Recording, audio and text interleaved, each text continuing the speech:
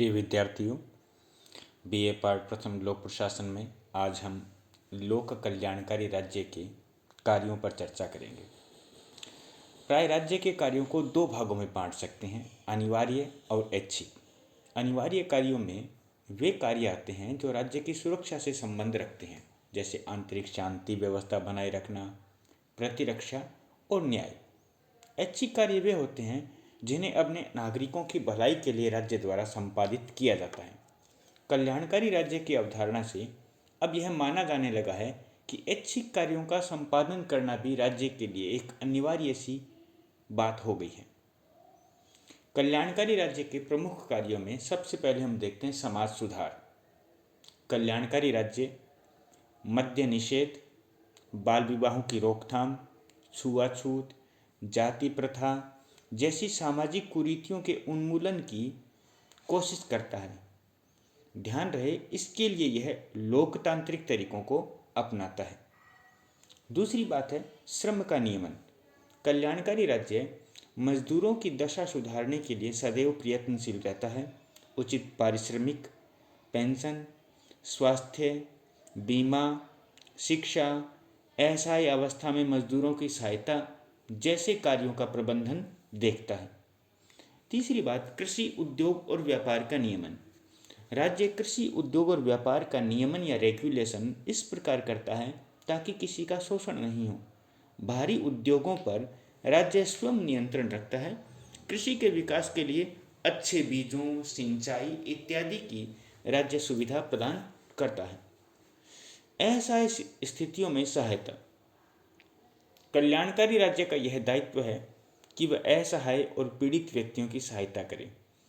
राज्य इनके लिए आवास गृह, आजीविका गृह, रैन बसेरों की व्यवस्था करता है। इनको भोजन, दवा जैसी सुविधाओं से इनकी सहायता करता है। शिक्षा। कल्याणकारी राज्य का दायित्व है कि वह अपने नागरिकों को भली भांति शिक्षित करे। प्रारंभिक शिक्षा से लेकर उच्च शिक्षा तक सारा प्रबंध राज्य के द्वारा किया जाता है।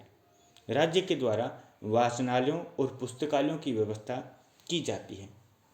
हम देखते हैं कि शिक्षा के क्षेत्र में वह स्कॉलरशिप या बच्चों को अच्छे अंक लाने पर प्रोत्साहन राशि, प्रोत्साहन पुरस्कार, उनको आगे बढ़ने के लिए प्रेरणास्पद अनेक कार्यक्रमों को राज्य निभाता है। अगली बात है नैतिक उन्नति के साधनों का विकास।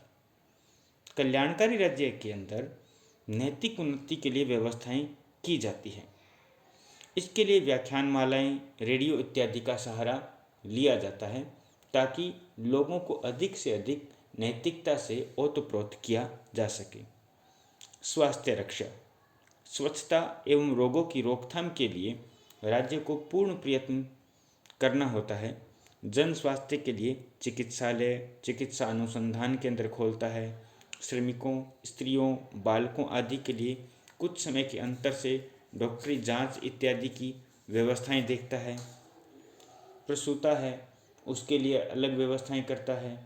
छोटे बच्चों के लिए आंगनबाड़ी, उनके पोषाहार के लिए, उनके टीकाकरण के लिए हम अपने आसपास अनेक प्रकार की व्यवस्थाएं देखते हैं जो कल्याणकारी राज्य करता है। इसके अलावा आर्थिक सुरक्षा प्रदान करता है। कल्याणकारी राज्य में आर्थिक व्यवस्था को इस प्रकार से संचालित किया जाता है कि संपत्ति का विवरण अधिक न्याय संगत ढंग से हो सके, जीवन निर्वाह के लिए नागरिकों को पर्याप्त साधन उपलब्ध हो सके, सभी व्यक्तियों को रोजगार मिल सके, जिन्हें राज्य कार्य नहीं दे सकता उनके लिए जीवन निर्वाह भत्ते की व्यवस्था की जाती है। और परिवार नियोजन संबंधी कार्य।